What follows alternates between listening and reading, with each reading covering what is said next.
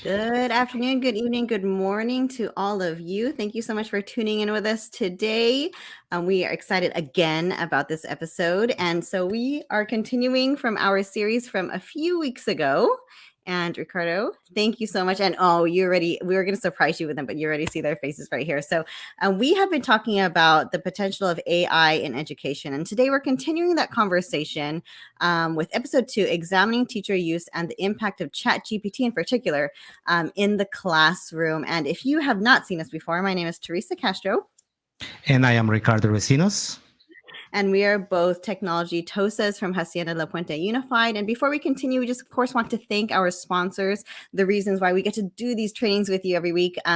We have to thank, of course, our district, HLP USD, and HLPTA, our ILC, who makes this possible, and our CTA as well. Thank you so much for your support and allowing us to do what we love to do. But let us not wait any longer. Let us introduce the experts for today who know much more than we do, and we'll bring in this conversation of how it really is in the classroom for our teachers. So we are going to introduce to you the wonderful and amazing Araceli Garcia. There she is. Say hi, Araceli. Hello. Hi. And of course, the wonderful and amazing, talented Gabriel Ward. Hello. And we're going to let them introduce themselves and tell you a little bit about their background and what they do, and then we'll continue on with the conversation. So Araceli, let's have you go first. Tell us a little bit about yourself in case they haven't seen you in one of our episodes before. All right. Well, my name is, like I said, Araceli Garcia, and I am the ELA TOSA for the district. I just became the ELA TOSA about a year ago, actually half a year. Just left the classroom. I've been teaching for almost 25 years, mainly high school ELA, but I also taught ELD, AVID, and actually started teaching in 1st and 4th grade. But most of my teaching has been at the high school level. So I'll talk a lot about my experience in writing at the high school level, especially in the AP classes and general ed classes. Very cool. Thank you so much for joining us, Araceli. You are a wealth of knowledge, and you'll know that because we love to have her. We ask her every time we can to come join us. And so go ahead, Mr. Gabriel Ward, share with us your experience in education. Sure. So this is my 8th year. I think sometimes it kind of blurs, right? But have had the opportunity and pleasure, really an honor, for the last 8 years of working from the curriculum instruction department, whether it be hands supporting math instruction, supporting technology, looking at assessments, just being whatever we can as a resource for teachers in the classroom. And some of my work outside of HLPUSD, which is my primary position, as I'll get to go across the country and do some work with Solution Tree. So I love supporting math instruction and just finding whatever resources can better enhance the instruction that's already occurring within the classrooms today. Very cool. Thank you, Gabriel. Thank you so much for sharing your expertise as well and for being with us today. Okay, so we're going to go ahead and continue. You two can go ahead and hang out. We're just going to do a little bit of a recap of last week just to get us all on the same page, and then we'll have everyone join back in our conversation. So again, thank you so much, everyone, for joining us. Let's go ahead and talk about why we're here, our purpose, and our objective for today. Click. Ding. All right. So our purpose, the purpose of this session is to explore the potential of AI in education, specifically examining the use of AI-powered tools such as ChatGPT in the classroom and the impact they can have on teaching and learning. Wow, that is a lot of words, but I couldn't leave anything out because that is exactly why we're here today, talking about how this artificial intelligence impacts us in the classroom. Okay. And so our objective, and we're not going to read this whole thing, but is really to provide educators with practical strategies for using ChatGPT and other AI in our classroom. What can we do with it? Ricardo, did you want to talk about the bottom? That's a lot of words down there. Yeah, no, I think, based on our episode last week, when we introduced AI and what it was and the different types of AI, specifically ChatGPT, we realized the potential that it has to revolutionize the classroom, right? And it's important for educators to approach the integration of such tools very, very strategic and also with a practical approach. So that's why we have these experts today. Very good. Thank you. And as always, our non-objective, we do not expect anyone to be experts in the field we're talking about today because we are not even there. I don't think we will ever be there because this is ever-changing world of AI, right? And we don't expect you to throw out anything that you've been doing because you've all been doing amazing things in your classroom. So let's continue. So we're going to continue on with the recap. Oh, it's not showing. Why? Okay. So we're going to continue with the recap from last week. And so we were talking all about artificial intelligence last week. And I think we asked each other, I'm going to reload it as you talk. Hold on. Go ahead. I will just talk because I'm good at that. Mm-hmm. What do you think artificial intelligence is? What's the first thing that comes to mind? And I'm going to put our speakers on the spot already because they're here. Sorry, guys. You're in my screen. So I'm going to ask you. Araceli, when you think artificial intelligence, what comes to mind? What do you think it means? What does it mean to you when you first hear it? Well, I know in your last episode you mentioned iRobot, Oh, you're and then always, but I'm gonna go old school. I remember Terminator. See, robots were scary like that. That's all I remember. So I grew up with an '80s child. So when I think of artificial intelligence, that's what I go to. Like they want to destroy us. And I will bet you a lot of people agree with what you just said. That's their first reaction when they hear. How about you, Gabriel? When you hear artificial intelligence, what comes to mind for you? I think the thing that we probably leverage the most often, many of us in our lives, with our smartphones. So whether it be us using Siri, or I don't want to say the name because I'm in a room, but I'll spell it out for us, Alexa. And then automatically all those things come to my mind when I think about artificial intelligence. And that's true, definitely. And I bet you it heard you just in case, even though you spelled it. And it's funny because, my daughter has grown up with, you spell her name out, and it's funny. She'll go and stay with her grandparents and they're like, what is she doing? She keeps going, Alexa, turn the lights in the bathroom on. She doesn't know how to use a switch. You know what I mean? That's what she's grown up with. I've had to change the name of my Echo. His name is actually Ziggy. I don't go with Alexa because there's so many of them listening to me around my room. It's pretty funny. It's scary at the same time.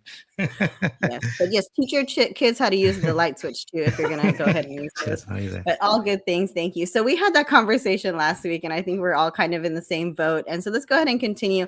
And why we decided to bring this episode out, why this was important to us. So go ahead and go to the next. If you missed the episode, I put the link on the chat, so you do have access to that link. Yeah, it is there. I think we're broadcasting on 8 platforms right now, so it's all there for you to join us and see our episode from last time. So I think our students, when they heard of something like this, I think a lot of them were like, if you don't see it right now because it's lagging for some reason, the kids are cheering. They're like, woo, yes, finally, like something is going to help me out. Like I don't have to do anything. I'm not sure, but maybe that's what students said. But what did teachers think when they saw this? Let's go to the next one, Ricardo. And I'm going to have to do it like this because I don't think it's working. No problem. Maybe not all of them, maybe not the ones that are here right now, but in general, I think a lot of teachers were a little bit panicked. Look at this one. It's like, oh my goodness. And we have teachers panicking right here on what am I going to do? This artificial intelligence is going to, make my job obsolete. Kids are going to be cheating. There's so many things that they were worried about, but we did have that conversation last weekend. And this is valid to have these feelings, but you know what? It's not going anywhere. We got to talk about how we can actually use this to our advantage. So let's go on to the next one, Ricardo. So, how did districts react when they first heard about ChatGPT? Those who actually did hear about, right? We had some districts do what? What did they do, Ricardo? They completely banned ChatGPT from access at schools. And then they promptly realized that they were creating an equity problem because the kids that had cell phones and the kids that had internet at home were still able to use ChatGPT and access it for some of the stuff that they were using it for, right? So that didn't work. Right. So as we were researching and looking into it, and what people are doing is, we came down to, if you ever played that game, right, Teresa? And I can never say the name. How do you say it? Guacamole, right? Guacamole. You're asking me, I'm a language learner too. Right. So totally banning ChatGPT and other text writing AI tools is impractical, right? It's like playing that game, right? Like you try to keep hitting it and trying to get rid of it, but it's going to keep appearing, right? And it was funny when I looked at Alice Killer, who we love, and she was asking not only ChatGPT, she actually asked Canva Magic, if that's what it's called, right, Teresa? The version of ChatGPT for Canva, right? And this is what it came up with. This little bear over here trying to fight ChatGPT is like trying to fight a polar bear. You can do it, but you're going to lose every time, right? And then finally, we found this other one, right? That, it's here to stay. It's here to stay. And then AI is not going to replace you, but a person using AI or a teacher using AI might replace you. You know what I mean? Because you better learn how to use it. You better learn how to use it, right? And how to maximize its power, right? Yeah. So we're going to go a little bit faster because, we know Gabriel has to go. So we're going to try to go a little bit quicker here. So we're almost done, we promise. Here are some, go ahead, Ricardo. Yeah, and then when we talked about it 2 weeks ago, we touched on ChatGPT. We didn't even go into the type of AI to create avatars, to create images. If you haven't seen DAL-E, DAL-E.2, when I can say create a Christmas card of a polar bear holding a child while he's eating an ice cream, and it automatically does it for you. It's incredible. Okay, so images, automatically social, rephrase captions. I mean, these are the favorite AI tools from 2022. They're not going anywhere. And if you want to think about what's coming when it comes to AI and application landscape, whether it be in text and there's million of apps coming, whether it be images, code, speech, and others, they're not going anywhere. They're here to stay, and how do we adapt and how do we approach this, right? Just to give you an idea, we are actually live on Telegram for the first time. We're actually doing our live stream live on Telegram, and I actually had a chatbot schedule it and put it all together. I didn't touch it. Once we programmed the chatbot, he did it for us. So we're actually live on Telegram, and I was actually watching it right now, and it's pretty amazing that we're actually on Telegram, so it's not going anywhere, right? Yeah. So what now? We're talking about all these things, blah, blah, blah, all this stuff about ChatGPT and artificial intelligence. What now? What are our next steps? And that's why our experts are here today with us to give us some ideas of what we can do other than panic. Past the panic, what can we do to actually use this for ourselves and our students? So artificial intelligence is making a paradigm shift in education. How do we adapt? Hopefully it's not to shut it down for everybody. But it says here, it's a new paradigm, and we all better get used to it. Yep, absolutely. It's not going anywhere.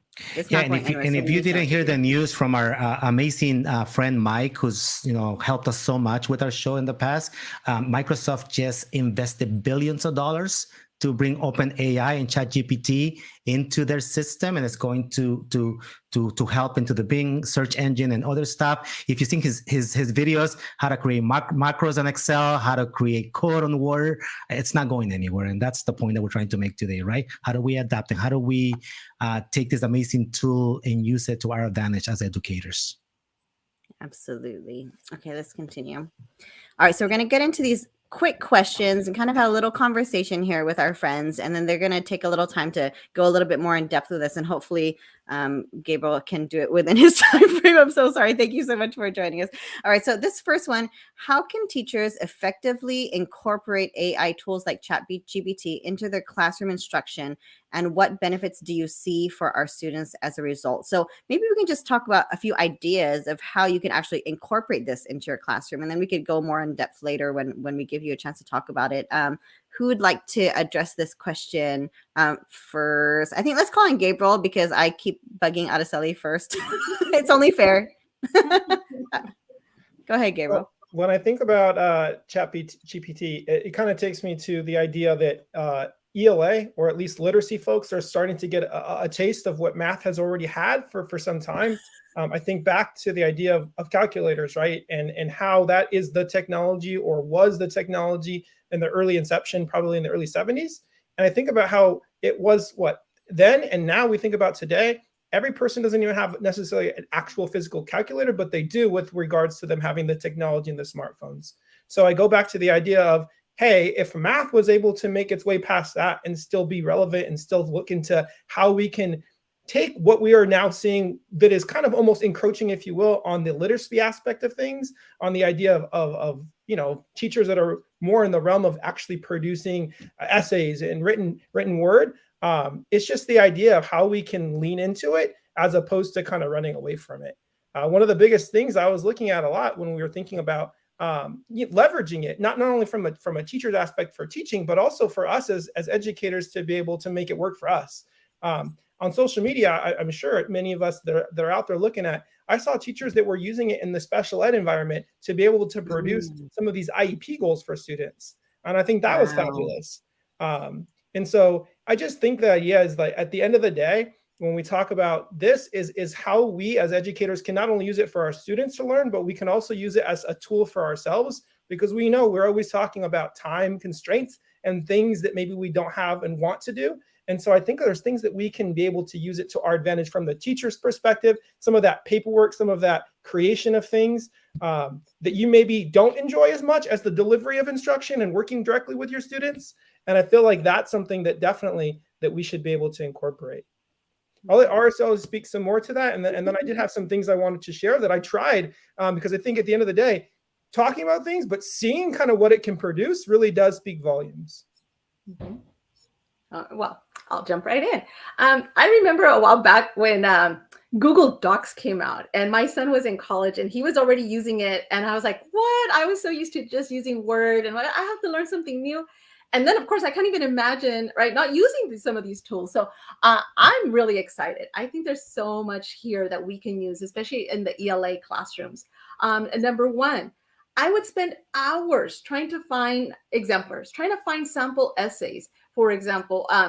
And if I can just put in, like, I need a sample essay for a specific prompt, right? The theme in Alice Walker's The Flowers. But I want it at a high school level, junior level, or I want it for a middle school level so that they can understand what a sample essay might look like. Now I can, as a teacher, I can have this bank of sample essays. Sometimes my students, you know, like, for example, we just took the NWEA, right, tests. We're not getting Lexile scores and we're realizing, wow, right? Maybe we already knew this, but wow, we can now see the numbers of the spread of how in one class, I have kids who are reading at a 1500 Lexile and in the same class, kids are reading at a 300 Lexile. Mm-hmm. Well, I can take that same story and have them, hey, can you rewrite, right? The US Constitution at a level that my students can understand so they can be part of the discussion. How many students take a nap, right? Tune out because they can't grasp the ideas and concepts that we're presenting. So to me, this is a gold mine. I am not afraid of it. I'm going to embrace it and I'm going to use it for good, not for evil. You know, and so it's so great that you're here because, you know, Ricardo and I go back and forth and we talk to other people, but every time we talk to someone new, there's new ideas, more ways. And we were talking to Araceli earlier and she even came up with another. We're like, oh, we never thought of that. And that's every time we talk to new people, there's more ways on how to use this tool, right? Which is amazing. And so that's why we're hoping to get this resource together so people can get ideas, especially those who are still kind of stuck in the, you know, apprehensive, really afraid of this technology kind of stage right now. Let's go ahead and go to our next. Ricardo, did you want to add something to that one? No, I wanted to add exactly what Araceli said. It's what I thought as an AP Spanish literature teacher. You know, I always struggled to find that paper that was a 5 or a 4 or a 3. And now the ability to just go and put it in there and get those samples to show my students to where we have to get, right? And where you are and how do we get to that point. And I remember going back and like, I'm going to save this essay, but I will always lose it. I'm going to save this one from last year, right? Because I didn't have that those samples. And now it's easy to get. Yeah. And those of you who don't know, you know, when you go into ChatGPT, not only can you have exemplars of, you know, what you expect, but also different levels, you know, maybe a 3 out of a 4 or a 2 out of 4. You can do that. ChatGPT can come up with that so that students can see that. But anyways, that's a whole other conversation. We can continue. Let's go to the next question, Ricardo, if you don't mind. Okay, sorry, there you go. There you go. What challenges do teachers encounter with the presence of AI in education, and how can they overcome these challenges? So what are some either challenges or maybe just some other points of view that are not what we mentioned in the last question? Because I think if you heard us in the last question, we were all like, yeah, we're so excited. There's all these things, you know, but, you know, we have to be real about it, right? What's the other side of that coin as well? So I'm going to let anyone pick at this point because I keep pointing at people. So who would like to go first? I'll go ahead and share. Now that I work, you know, here as a district, I get in the district, I get to hear from so many teachers. And I think, you know, everyone's feeling just so fatigued and overwhelmed with things coming at them. And I feel like that sometimes some teachers might feel like this is just another thing I don't want to deal with. Right? Like, I don't even want to know what this is. If my students are cheating right, or plagiarizing, I don't know, right? Like, always feeling this sense of despair or lack of control of what's in the classroom. And I think we really need to address that SEL, you know, portion for teachers and educators. We feel beaten up by, you know, even by society, right? As teachers, especially during the pandemic, schools shut down. And, you know, we were criticized a lot. Our students might not respect authority. Maybe, I don't know if they're, you know, some of them did, but things got, to, you know, students got a real shock with the pandemic and change. I'm hearing a lot of discipline issues, apathy more than before.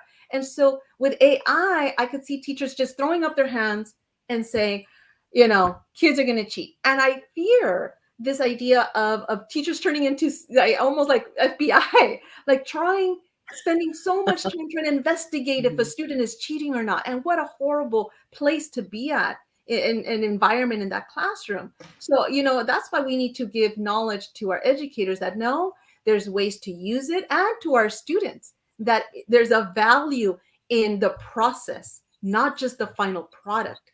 And that's something where we have to go back, roll up our sleeves and say, it's okay to make mistakes. It's okay to, right? And value the process, again, not just that beautiful final essay. And so, or whatever it is, right? The written work. So I think that's some of the challenges teachers might encounter right now. Beautifully said. Something you just said there is fabulous, Araceli, in that, like, the process.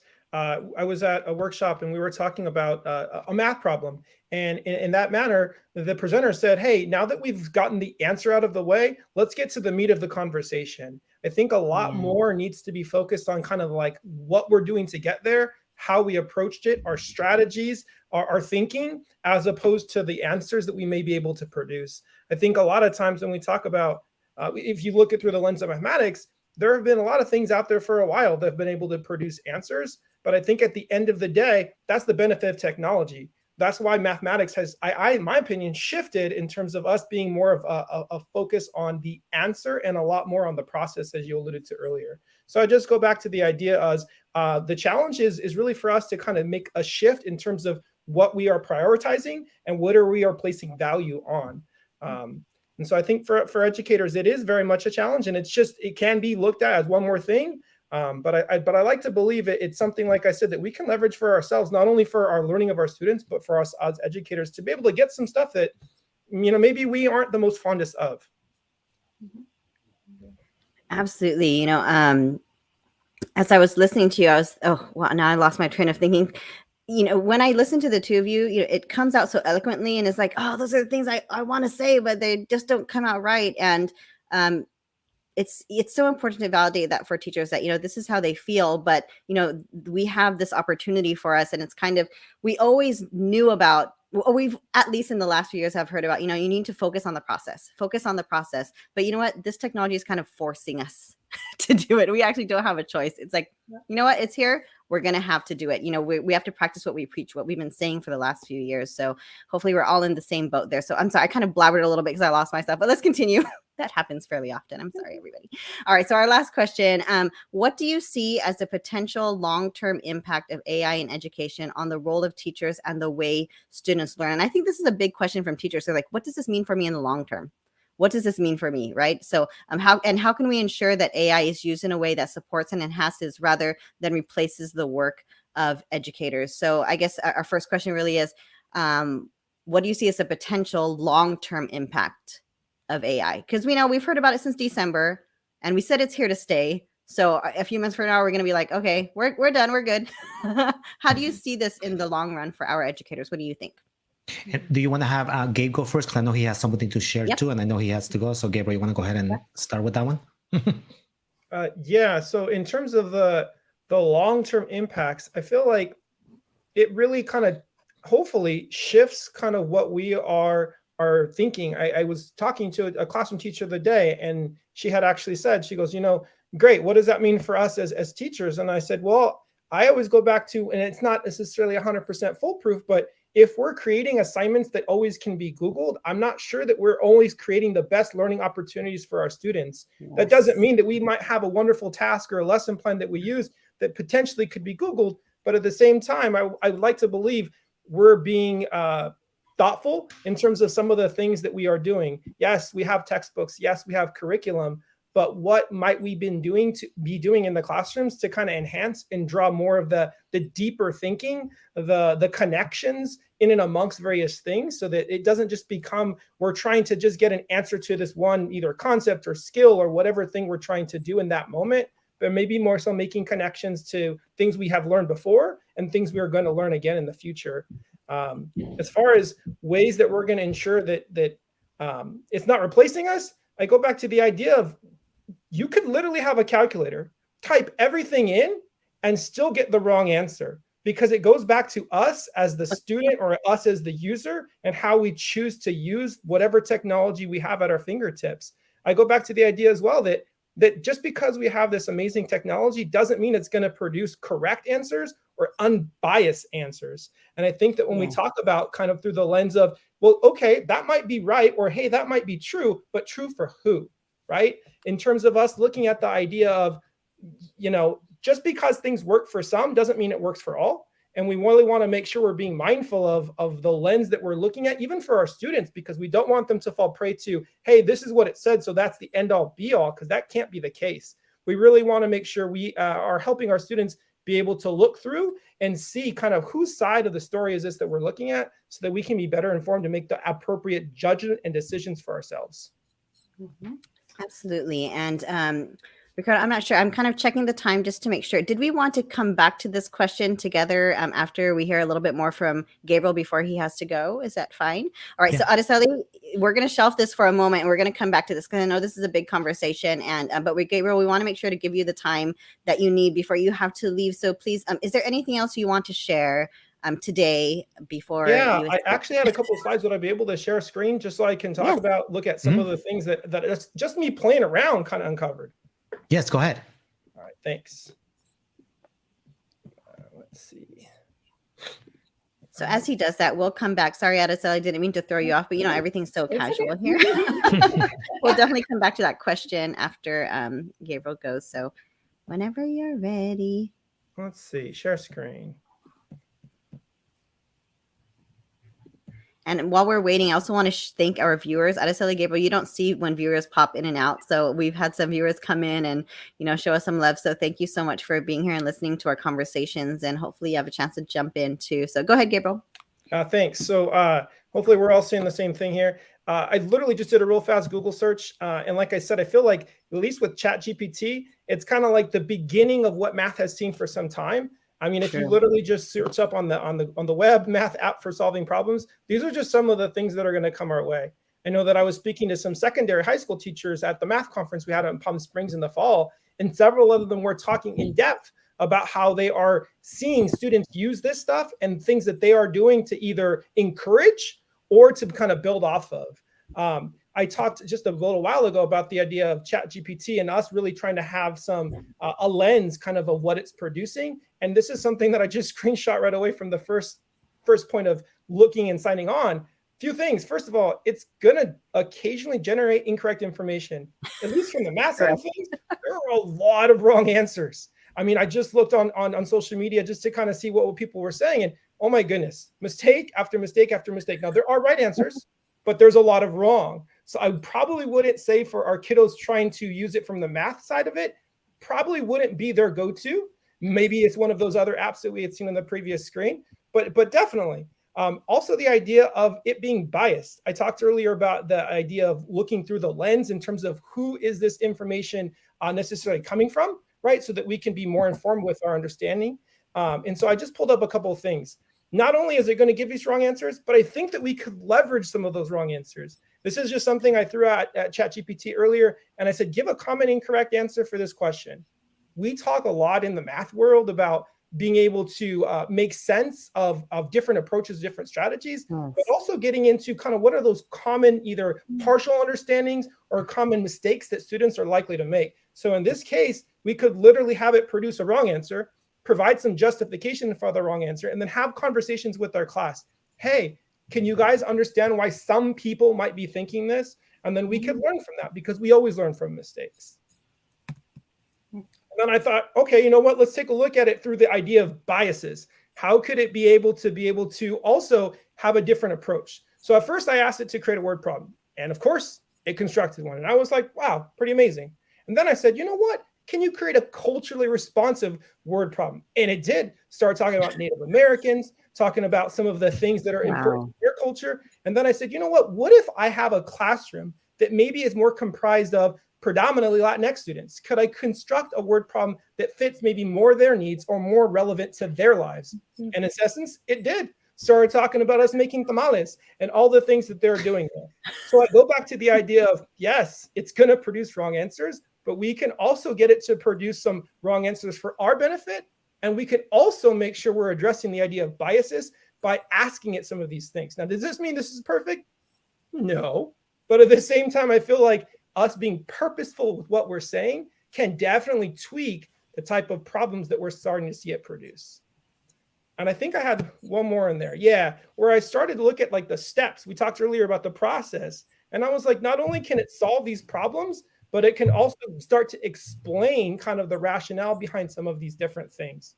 And so to me, I was predominantly looking at through the lens of word problems and solving things like that, because again, there are a lot of other apps that are already available that people have been using for some time, specifically when they're looking at solving with just problems that are just purely almost what we call naked numbers, where it's just abstract with numbers and equations. But here, ChatGPT can absolutely be leveraged when we look at it through the word or story problem side of the house. Wow, thank you. You know what? That was such a great point of view coming from the math point of view, and also just examining how, oh gosh, what is the word that you use? How viable the information we get is. And so actually giving teachers and students a good eye. Kids can't just trust everything they see on the internet. So this is a great conversation to have. So Gabriel, thank you so much for putting that together. We want to talk more about it, but I know you have to go. So I'm sure we will talk more about it, and we'll bring that to our audience as well. So thank you, Gabriel. We are going to let you go, and we're going to just continue on with our conversation. So we appreciate you and the time that you put together for us. Thank you, Gabe. Thank you for having me, and thanks for the conversation. I appreciate Have a everyone. great rest of your night, Gabriel. Everyone else, you're not going anywhere. All right. Araceli, we're going to continue on with our conversation, and I think we're going to go back, and then we're going to give you time as well. And I really love what Gabriel shared, but we'll continue on with that in a bit. So a potential long-term impact of AI in education on the role of teachers and the way students learn. What do you think? Well, I actually have my high school kids right now, my own. So I have my daughter who's a junior and my son who's a senior. And, they went through the pandemic distance learning, my daughter as a freshman, my son as a sophomore. And, I saw that depression hit in when they had to sit in front of a computer. And sadly, a lot of teachers were kind of just talking to them. And then I thought, this is kind of what we do. We just talk to our students and at our students, and we don't have this, discussion. And so I think the landscape of education has changed. And so now parents have that option to say, hey, I want my child to take distance learning. I want them to do hybrid classes. I want them to do remote learning. My college student, son who's at Cal State Channel Islands is taking Zoom classes. But what is it that they're missing out by being in the classroom? And so, yes, AI can change that landscape for our educators. There might be some fear of losing our jobs, but I think we need to bring in that technology and know how to balance it out. Know when to turn off the computer and get the kids to talk to each other, to collaborate, to communicate, to have friendly debates and discussions, amicable disagreements. That's something that AI can't teach them how to do, is to actually look at someone in the eyes, shake a hand, acknowledge people are in the room, get off the cell phone, could turn off the computer, and be a human. And, I remember in high school having to take home ec classes, and I'm thinking why do I need to learn how to cook? I don't need to know, right? Now I'm like, OMG, I need to know how to cook, right? So those kind of life skills, I know as teachers, we might feel like that might not be our job, but we know what happens when our kids don't have that social, emotional aspect, as part of their lives, the whole child. So I think there's a great potential to change the way we've been teaching. And if one of the ways is that we lecture, students, that we're all teaching the same way, the same pace, and expecting the same product, that needs to change. That needs to change. Desperately needs to change. Our students, again, have other choices, or they're tuning out, right? They're tuning out. So, that's kind of how I'm seeing some of the things.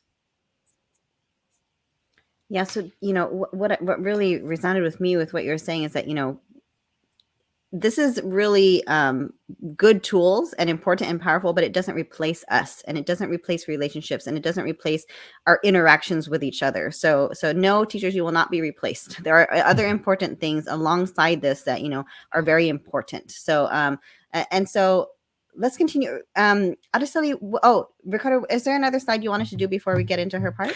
No, I think Araceli had something that she wanted to share with us, and then we'll go to the last slide after Araceli goes on and talks about it. Okay, let me go ahead and Araceli, go ahead and share with us a little bit. Yeah, we'd love to hear I'll from go ahead you. and share my screen here. And, you know, I bet that if we all closed our eyes and remembered that one, you know, or more powerful teacher in our life, we all could, right? Mm-hmm. And it wasn't the worksheet, it wasn't maybe that one assignment, it was that relationship we had with those teachers. And we have to remind our educators of how important that is. All right, well, let me go ahead and share this little slide here. Can you see it? Don't see it yet. Loading. Is it there? No, I don't see it yet. Funny, it worked before when we tried it, so yeah. You can try it again. Try that again. If not, maybe you can run that. Let me try it this way here. Okay, how about now? So as they're trying to figure it out. Oh, there it is. I was about to talk. All right, we got it. Working with the technology. Okay, you see it there, right? Yes. Okay, perfect. So, you know, as an English teacher, there's, you know, we've been battling this idea of students you know, finding other resources or cheating, if you will, right? And so I'm gonna go way back. Like I said, I go way back. And I remember Cliff Notes, and I had my little collection of Cliff Notes. But so did my teachers, and they were very fond of showing us that they too had this resource, and they knew that we were looking at this. And but it was also, hey, if you need more analysis, read the analysis. I had teachers who would say, go for it. Go read what they have to say, right? The only thing is, don't copy it. Come up with your own ideas, right? Challenge those ideas. And so Cliff Notes and Spark Notes and, online, students could even go online, and they've been doing this for a long time, is find samples, essays, or even pay people to write their essays. So this is not new. Other things that we're using that I think a lot of us use it for our own personal writing, Grammarly and Spell Checker. And for our students who are second language learners, translators. We wouldn't take away glasses from a student who couldn't see the board. Why would we be afraid to use some of the tools that are now available? So I'm just seeing this as another way.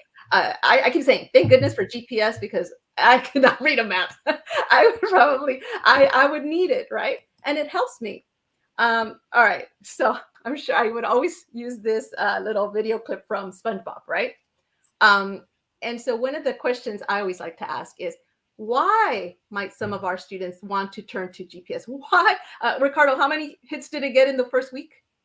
I think it was the fastest software to get to 1 million users, right? It was just so fast. Yes. Right. And so, we take a step back and think about why students were so excited, or people excited, especially when it comes to writing. And if I'm just looking at through the lens of literacy and ELA, is because writing is a vulnerable act, right? We are putting our thoughts on this paper, on this board, on the screen, and people tend to criticize. And so we stop wanting to share our voice.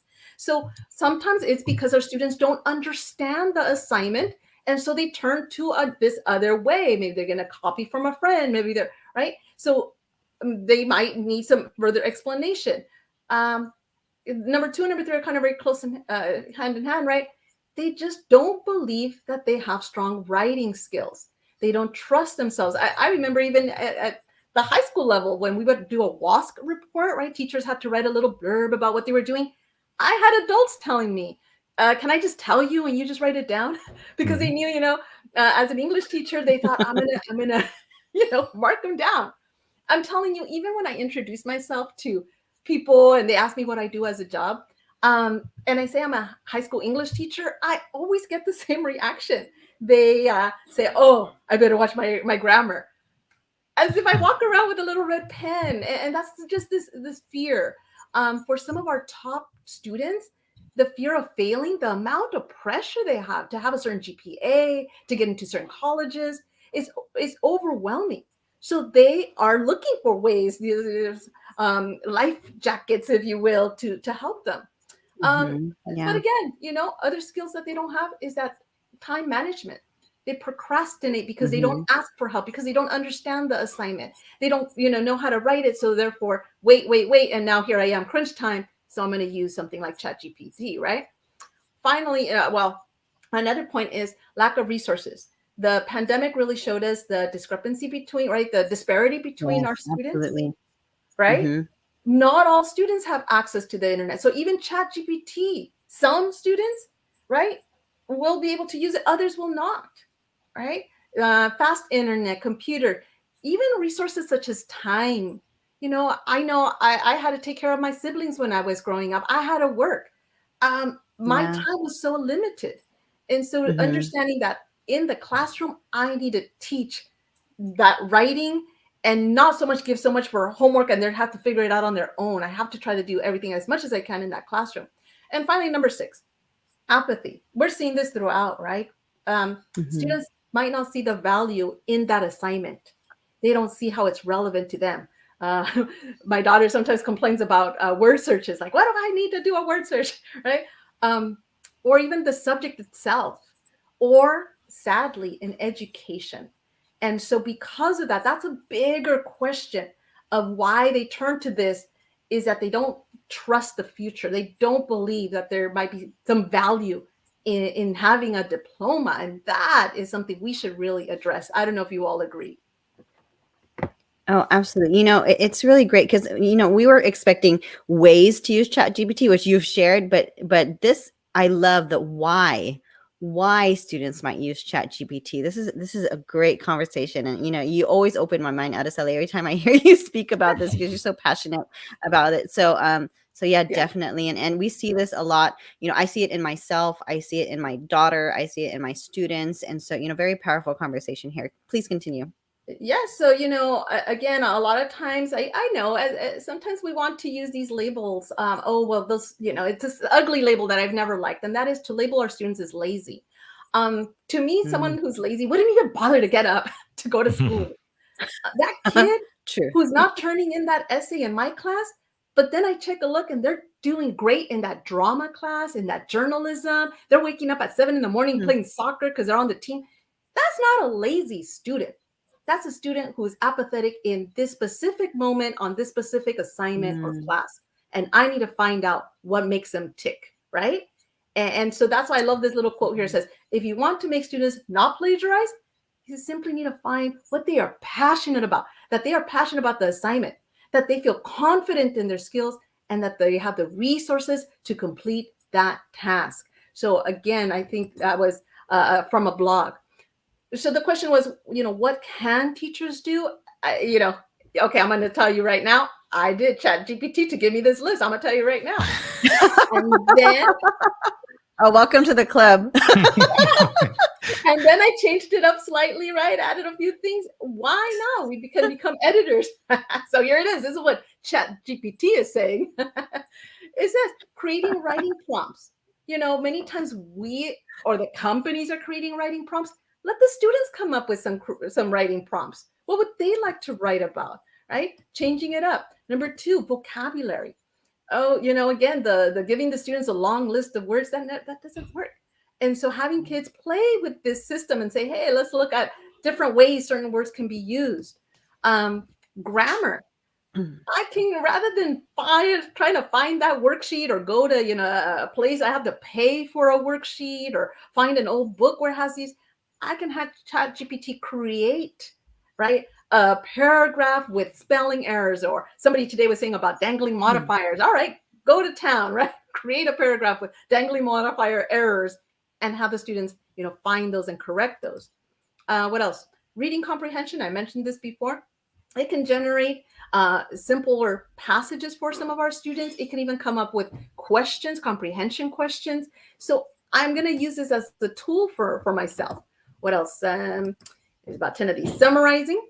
So I can take, even like a movie. Somebody was saying, I want to show the movie of Fahrenheit 451. I'm like, that's great. However, you don't have that time, 2 hours of class time to show a whole movie. So you can give them maybe a little short summary. And again, ChatGPT can help you with that, right? What else we have? Oops. Creative writing. I know, Ricardo, you played with, what is it? Coming up with poems or, right? Yeah, my wife didn't buy it. She knew it wasn't coming from me. I know I did one where I said, okay, let's see ChatGPT if I can get you. I want you to compare Macbeth with Kanye West, right? I want you to see, tell me what you got. Oh my goodness. It was a beautiful writing. And so I could now have the student, maybe present on what this ChatGPT did, and I could have them defend the argument. I can have them poke holes in the argument, right? So I can use this as a springboard into a good conversation. Sometimes we give creative, activities for our students to do. My oldest son, he is on the autism spectrum. He has Asperger's. That would be very hard for students to come up with a creative story, right? Without any kind of guidance or at least a template. So maybe ChatGPT can help start the story and they could fill in the holes. Yes. Again, differentiation for our students. Our kids love to argue and debate. So let them debate with an AI, with ChatGPT. They don't agree that we should have a dress code. All right, here's your argument. Let's see what ChatGPT says for that argument. Lots of, again, beautiful things and great things to spark some excitement for both students and teachers. Finally, of course, we want to address the issue of being, authentic in your voice. So I'm just going to share what a friend shares. So she teaches over at Florida Gateway College. And she borrowed this from over here, as you can see, Lydia Wilkes, who wrote a little blurb, and she shared it on the internet about, again, using AI. And first kind of talks about why, how it could be also dangerous. We can become too dependent on it. And then it gives a little if there is there is detection software out there. But it's this person here in college saying, we're not going to fail you. You're just going to redo this assignment with a different topic, right? And then, there's going to be some disciplinary issues. So students need to be aware. And I think teachers need to be very clear of their expectations. So we're not punishing kids for something they thought was fine, right? Some kids are not calling this plagiarism, right, Ricardo? Yeah, I mean, is it? It's authentic language, right? And right. as you were talking about strategies, I was thinking that we always talk, especially as Tech TOSAs, we're always preparing those students for those jobs that do not exist. Does that include preparing our students for what writing might look like in the future and not in the past? What does that look like? And yeah, those were great. The list that you had was amazing. You became the editor, and ChatGPT came up with some of them, right? I mean, it changed. They did. There you go. We're working together. Yeah.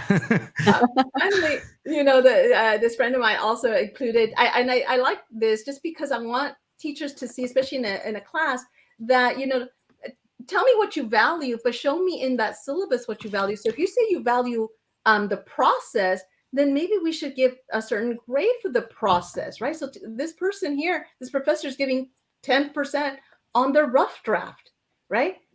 15% on discussion and participation, 5% on that narrative. So, it's not like the essay is going to be the end all be all, that final essay, but rather the process in getting to that writing. So I kind of like this idea of, maybe you're having a portfolio. All right, I'm going to end with this here. And I am sharing the bit.ly so that if anybody does want this presentation, all of these are hyperlinks.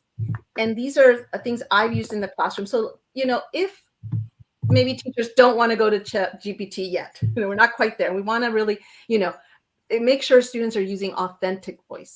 Then here are some strategies that teachers might use. And I'm going to switch over. Let's see if this works. Just to, all of these, like I said, are hyperlinks, but I'm just going to show some of them. So for example, I loved having team writing activities. So there's this blog here on collaborative writing. I don't know if any of you ever had something called the snowball activity in your class. Ricardo, did you ever I have. Yes? I did not. Teresa did. I have. And again, they crumble up a paper, they write some things down. Sometimes I used it as like, what's stressing you out right before the AP exams? And the kids would write it all down, journal in, no names, crumble it up, and we'd have a quick little snowball fight in the classroom. That little activity, number one, can't be done at home in front of a computer by yourself. You need the camaraderie of It won't others, be right? fun if you do. Although that'd be interesting, throw a snowball. Right? But again, that camaraderie that you're building and the other people are sharing that same feeling of anxiety and stress. And then they get to add to that writing. So collaborative writing pieces, shared group essays, things like that. I now get to write. I become a journalist in the district. So I get to highlight what teachers are doing out there in the classroom through a newsletter. And I love this this group here. This is at one of the high schools. The students, here's this team, decided to create their own newsletter. So authentic writing, things that they are passionate about. And so they decided to create a newsletter for their community. And so the teachers, are there. Here's another one where the teacher has students do like book discussions, literary circles. This is again at a middle school. Kids are going on and debating and arguing about the characters and the plot. And they can write about that rather than just summarize, the story that you read. So those are more valuable discussions to have in writing. I'm a big fan of writing frames, and I think ChatGPT can be kind of like a writing frame. It has an outline, and then you can have students add more. So I love, I tend to use sometimes Jane Schaefer-ish type of writing. And I also use the they say, we say, they say. I always forget. I say, they say, I believe. The book on writing stems and sentence stems. So this is taken from that. Again, and a couple other things that I do, I use Jamboard. Put kids in a group, and they have to come up with a futuristic city or create their own city. So now they're working together. And if they come up with a futuristic city, then they have to compare it to Fahrenheit 451 or the novel 1984. So then my writing is comparative rather than just give me a summary, just give me a theme analysis.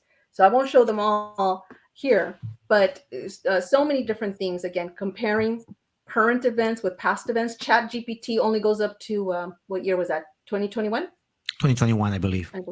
Only 2021. So if you asked it to compare to something that just happened recently to something past, again, you can kind of avoid students using some of this, right? Writing about current events or local events, right? So something within your own city, within your own school. Project-based, and I think I'm going to have to show that one. But project-based are things that you're doing in the classroom, and they're reflecting on it. I had some students did interviews with family members. Again, making it meaningful for students so that they want to write. I think that's really the key. And I'm just going to show this one here because I love this little kid. I don't know if the audio will play, but this little kid created a creature. And this is, again, our students who are second language learners.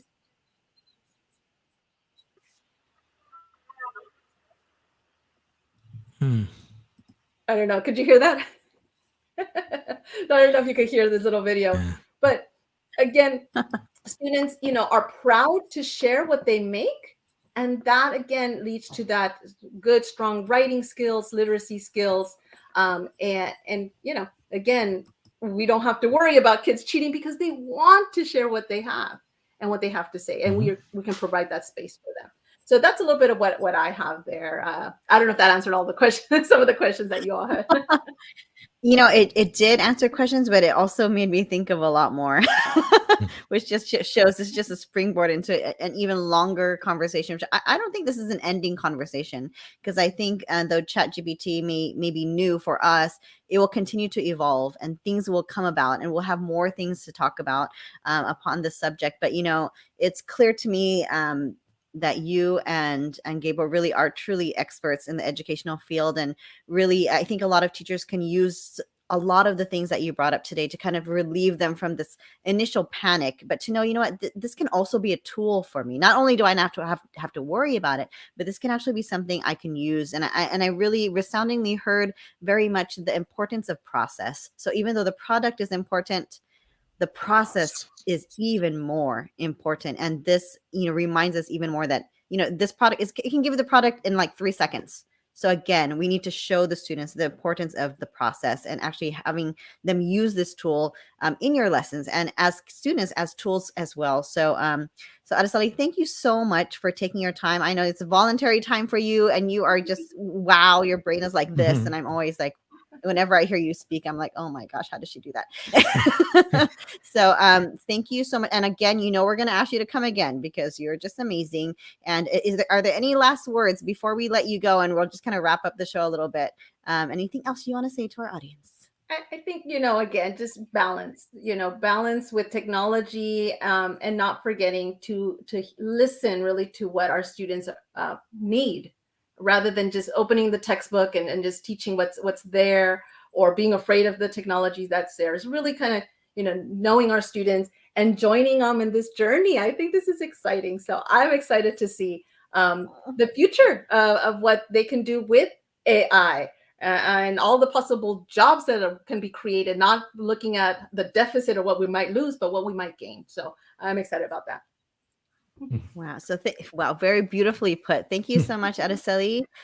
We will see you again. Of course, we'll see you tomorrow at work, but we will see you again. Thank you so much for joining us. We appreciate you. Thank you so much. All right. So, Ricardo, my gosh, every time I hear Araceli and Gabriel, my brain just like explodes. I try to be cool. So lucky to have them with us as experts. Yes. No joke, because all these things in my mind, but they put it so eloquently, and not just do they sound amazing, but it's just so meaningful. And and honestly, when they were speaking in my mind, when I thought to myself, I wish I had teachers like that. I wish I had teachers, not that all my teachers were not like that, but I wish I had more teachers that were like that, very open-minded and really trying to make sure that, students like me were heard, using tools like this or any tools that were available at the time. And I wish my daughter also can experience that. So anyways, I agree. They provide some amazing resources for us. And I know we wanted to finish providing some resources, and, we've been aware of ChatGPT from back in November, and we've been looking at a lot of experts on Twitter talking about it. And I just wanted to share 3 documents, and I'll put it on the chat. And we did share Araceli's resources too. So if you wanted the link, it's right there. But just a couple of the ones. This is from Ken Patterson on Twitter. And he just had ChatGPT for teachers. It's here to stay. And we've been saying that over and over and over, right? So instead of trying to avoid it or fight it, right? Why don't we use it to enhance teacher practice? And we have some ideas here, right? And just like the ones that Araceli gave, right? Writing emails. Did you know they can write your emails for you, right? Differentiating instruction, right? Parent newsletters. Can you imagine, right?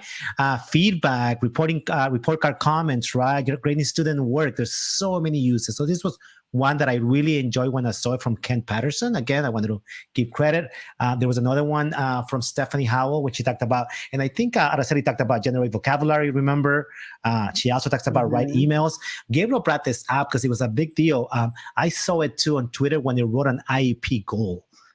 And it was spot on, creating quizzes, right? Exit tickets, differentiated content, creating warm-ups, right? So creating rubrics.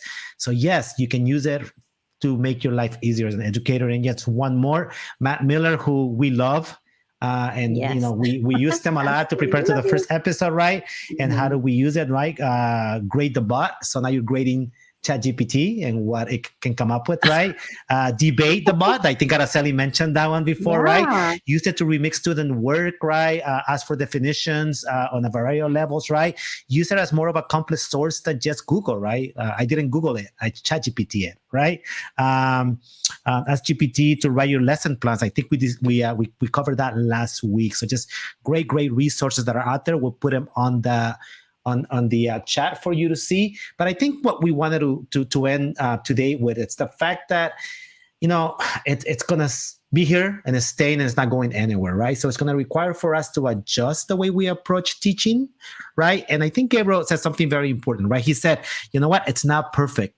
It makes mistakes. I actually tried it. And, when I was using it to compare a book with a movie, it was attributing quotes to the wrong character in the movie, okay?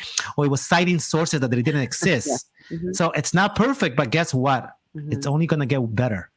it is only going to get more advanced, right? So it's going to get to the point, right? And yeah, there's going to be people that are going to try to find tools to help us detect it, right? But I think it's always going to be one step ahead. So instead of worrying about the fact that, it's here to stay and creating additional stress, is how do we take it, and maximize its use to make our life easier as educators? Absolutely. Yeah. And that was beautifully said. So, Thank you so much for hour. sharing. 1 hour. Wow. Wow, we made it exactly 1 hour. We were like, we're only going to talk for like 30 minutes, but we knew that we were passionate about this conversation because we've been talking about it constantly, not just with one another, but with all educators. And I've been talking about it with my daughter too. And this is just we're just starting. This is just the beginning of the conversation. So, but I'm so proud how far we have come in such a short amount of time of, after the panic, you're kind of like, okay, how can we use this? And you've heard from 2 amazing educators today come up with ideas for us, things that I wouldn't even thought of. And so I am so much smarter just after the short amount of time with this information they shared with us. So hopefully you all found that useful for you. And please join in on this conversation. We are not ending it here. And thank you so much, everybody, for joining. We will see you again in a few weeks. Bye everyone.